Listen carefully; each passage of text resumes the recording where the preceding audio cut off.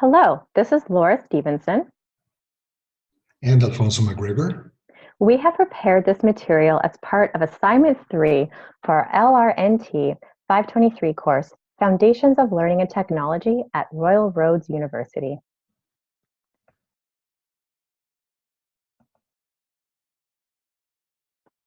The purpose of this presentation is to assess the debate if designing instruction to students' learning styles leads to better outcomes. 5 statements are reviewed for this debate, with support either for or against each of the statements. Through our research, we have learned that over time the definition of learning styles and the theories behind learning styles have varied and changed. For the purposes of this assignment, we will stick to the most common definition of learning styles, speaking to sight, sound, and touch. In other words, visual, auditory, and kinesthetic. Our first statement comes from Felder in 1996. If professors teach exclusively in a manner that favors their students' less preferred learning styles, the students' discomfort level may be great enough to interfere with their learning.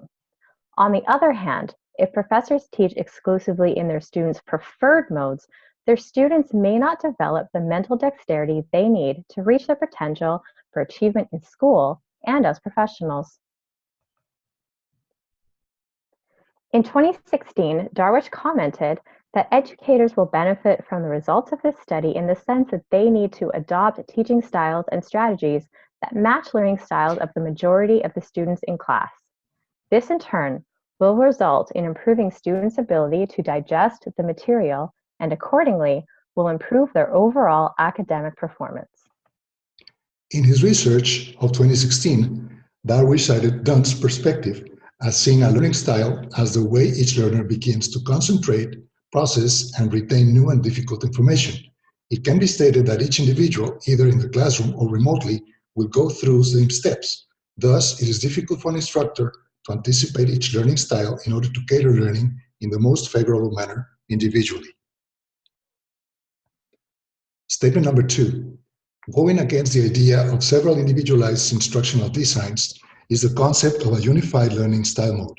Popescu, in his study of 2010, proposes our second statement, the unified learning style model, which integrates learning preferences related to perception modality, way of processing and organizing information, as well as motivational and social aspects.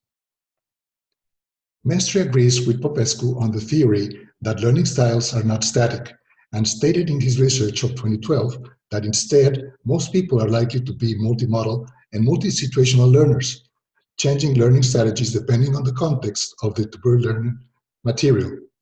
Thus, a uniform model is flexible enough to accommodate changing strategies. To go against this statement, Tennant and Tennant point out that there are too many external factors. It alerts practitioners to the range of variables influencing the effectiveness of a teaching method.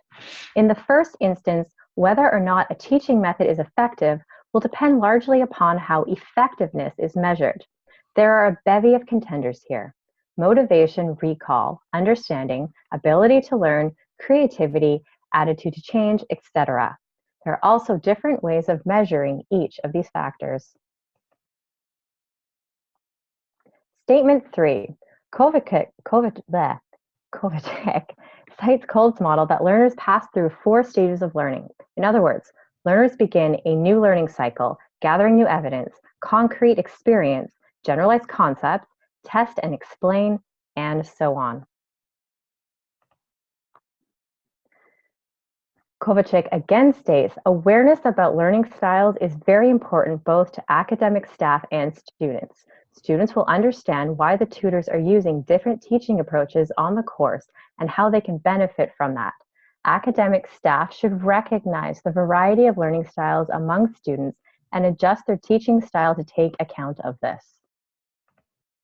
In response to Kolb's model, in the 2010 study, Reiner and Wilhelm pointed that most learners have a preference for one particular style, but as they learn developing, that preference may change to a different style. Statement number 4. In 2004 study, Kovacic cited Felder's new statement. Tutors can help students to develop new skills in other areas by giving assignments either in course or in a final exam that address all or most of the learning styles. This could be achieved by creating holistic, complex assignments which contain activities for each learning preference. Success can be achieved by the preference or perception of strengths of the students. Reiner and Willingham write, students do have preferences about how they learn. Many students will report preferring to study visually and others through an auditory channel. However, when these tendencies are put to the test under controlled conditions, they make no difference. Learning is equivalent whether students learn in the preferred mode or not. In their 2010 study, Reiner and Willingham referred to a recent review article in the journal Psychological Science in the Public Interest by a group of distinguished memory researchers who sought to find evidence for this claim in particular. If you're visual, you should learn better with the visual material. If you're auditory, you should learn better with auditory materials. But experiments that tested this prediction with a variety of content material have not found support for it. Statement 5 comes from Felder as cited by Kovacic.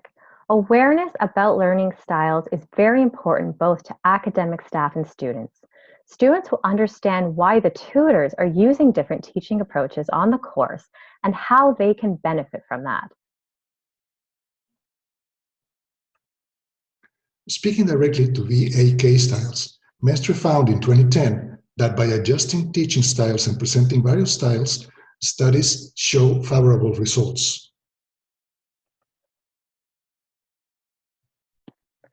To contradict Felder, Reiner and Willingham state that students differ in their abilities, interests, and background knowledge, but not in their learning styles.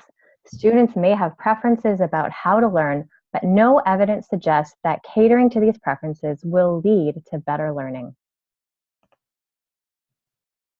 From personal experience, when learners apply their own thinking and problem solving, they reach stronger learning achievements, as opposed to just showing a skill and having them imitate or reproduce.